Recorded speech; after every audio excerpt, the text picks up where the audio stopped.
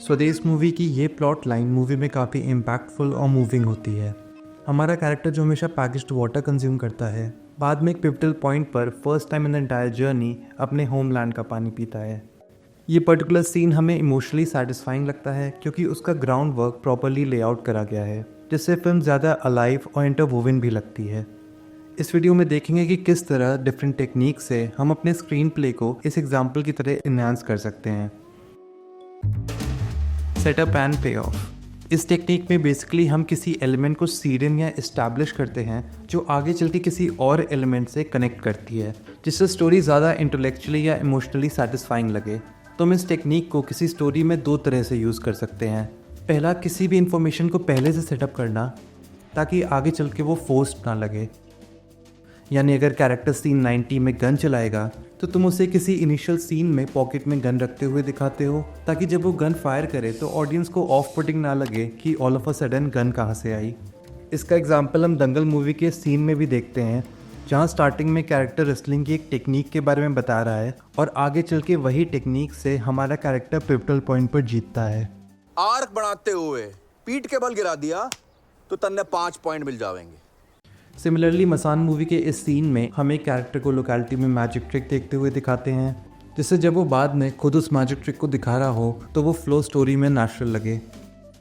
यहाँ तक कि ये रिंग जो कैरेक्टर को मिलती है पे ऑफ है पिछले सीन्स का, जहाँ इस रिंग को हम पहले प्रॉपरली इस्टेब्लिश करते हैं और बाद में दूसरा कैरेक्टर सेम रिंग को पानी में फेंकता है।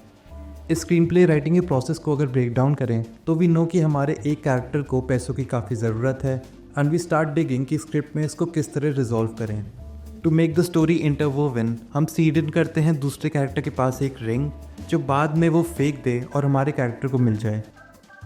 ये रिंग मिलने का रेजोल्यूशन एक स्ट्रेंजर की रिंग भी हो सकती थी कि बस ड्राइव करते हुए कोई रैंडमली रिंग मिल गई जिससे पैसों की प्रॉब्लम सॉल्व हो गई।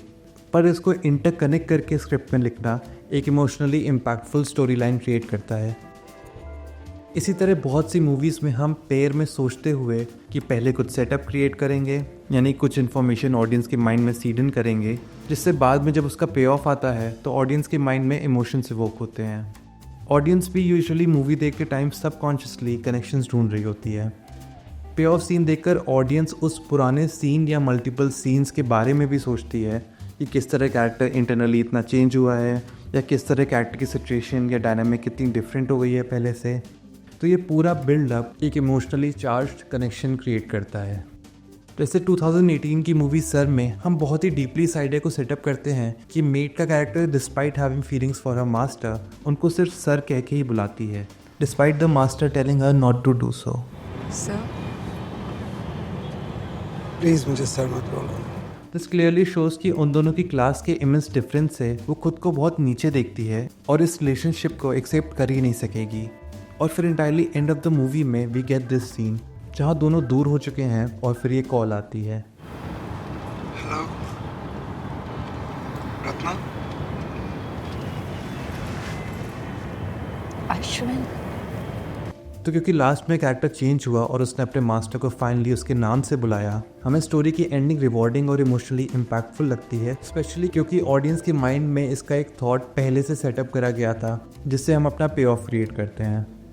सिमिलरली इस टेक्निक को यूज़ करके उड़ान की एंडिंग को इतना इम्पैक्टफुल बनाया गया है। यानी अगर इनिशियली हम वो रनिंग सीन्स ना देखते जिसमें कैरेक्टर डिस्ट्रेस्ड है और हमेशा हार रहा है तो क्लाइमैक्स ब्लैंट ही फील होता। हम हर मूवी में इस टेक्निक को स्मॉल स्केल या लार्ज स्केल पर हमेशा देखते हैं। नॉट ओनली एक्शंस बट 1 और 2 लाइन्स ऑफ डायलॉग्स भी एक सेटअप क्रिएट करते हैं रिवॉर्डिंग पे ऑफ के लिए। जैसे पंचायत सीरीज़ के पायलट एपिसोड में वी गेट दिस डायलॉग। ये जो टंकी देख रहे हैं ना, इस पर ऊपर चढ़कर आपको गांव इतना सुंदर लगेगा कि आपको गांव से प्यार हो जाएगा, भगवान कसम। जिसका लास्ट एपिसोड में पे ऑफ होता है जब कैरेक्टर एक्चुअली अपने टाउन की टैंक पे चढ़ता है। ऑल्सो ये इंपॉर्टेंट है कि जब भी हम किसी एलिमेंट को सेटअप कर रहे हों तो वो स्टोरी के फ्लो में अब्रप्ट ना लगे और सटली ही इंटीग्रेट हो। Start late leave early. कोई भी सीन लिखते टाइम हम हो सकता है उसको स्टोरी के एंटायर फ्लो लेंथ में सोचते हों कि एक कैरेक्टर एक लोकेशन पर एंटर करता है और फिर दोनों कैरेक्टर्स में कॉन्वर्जेशन स्टार्ट होती है, देन दोनों की कॉन्वर्जेशन किसी पॉइंट पर आके रुकती है और फिर हो सकता है हम सीन को अब एंड करना चाहें।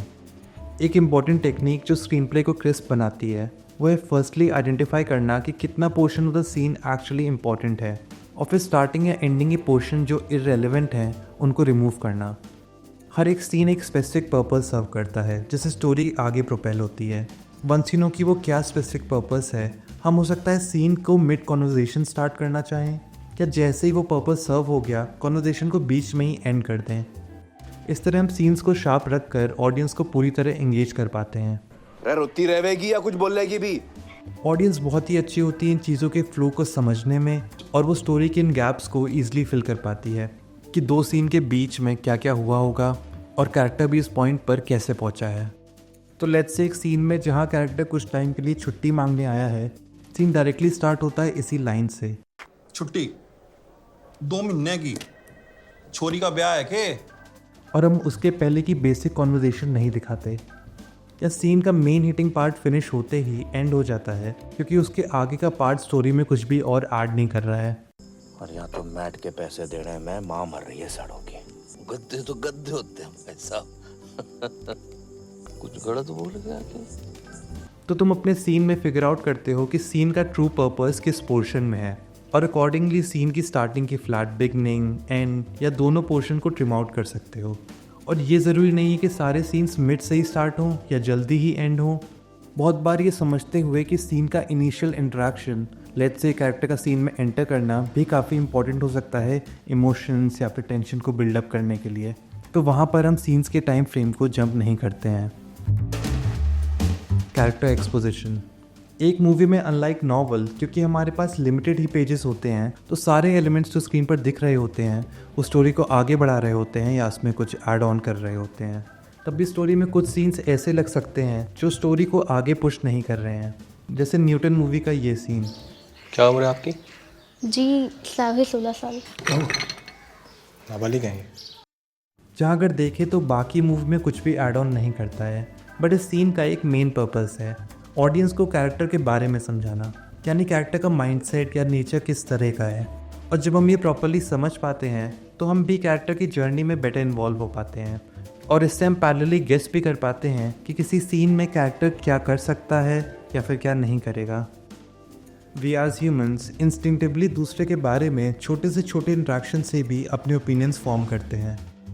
तो मूवीज़ में भी राइट फ्रॉम द बिगनिंग हर अपकमिंग सीन से ऑडियंस के माइंड में कैरेक्टर के लिए एक ओपिनियन फॉर्म हो रहा होता है, और ये हमारे ऊपर है कि हमें ऑडियंस के माइंड में कैरेक्टर के लिए एम्पैथी जनरेट करानी है, एडमिरेशन, हेट्रेड या फियर या कुछ और। तो राइट फ्रॉम द बिगनिंग तुम्हें यह भी सोचना चाहिए कि स्टोरी के सीक्वेंस में ऑडियंस हमारे कैरेक्टर के बारे में क्या सोचती है, और अगर रिक्वायर्ड हो तो हम एक या एक से ज़्यादा सीन्स सिर्फ कैरेक्टर को उस वे में प्रेजेंट करने के लिए भी रख सकते हैं। जैसे इस सीन में बहुत ही कम टाइम फ्रेम में हम नेमेसिस कैरेक्टर के नेचर को समझ पाते हैं उसके कमांड में हो रहे एक्ट को देखकर।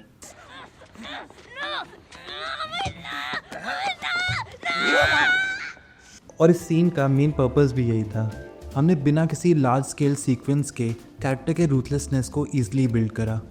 इसी तरह दंगल मूवी की बिगनिंग हाउस होल्ड सीन से ना होकर एक रेसलिंग सीन से होती है, जिससे ऑडियंस के माइंड में कैरेक्टर का एक सर्टेन व्यू पॉइंट डीपली बनता है जो सिर्फ कैरेक्टर के विनिंग मेडल्स दिखाकर प्रॉपर्ली कन्वे ना हो पाता। तो नेक्स्ट टाइम जब भी तुम कोई स्क्रीन प्ले लिखो तो तुम इन टेक्निक्स को ध्यान में रखते हुए लिख सकते हो एक बेटर स्क्रीन प्ले फ्रेम करने के लिए। इसी तरह और कई सारी टेक्निक्स हैं जो स्क्रीन प्ले को इन्हांस करती हैं, जो हम फ्यूचर वीडियोज़ में डिस्कस करेंगे। So make sure you subscribe to this channel. Also अगर तुम्हारे पास अपनी शॉर्ट फिल्म के लिए थॉट्स हैं पर उससे प्रॉपर स्टोरी फॉर्म नहीं कर पा रहे हो, तो तुम इस वीडियो पर क्लिक कर सकते हो जहाँ पर कोई स्क्रिप्ट कैसे बेस से लिखें डिस्कस करा गया है।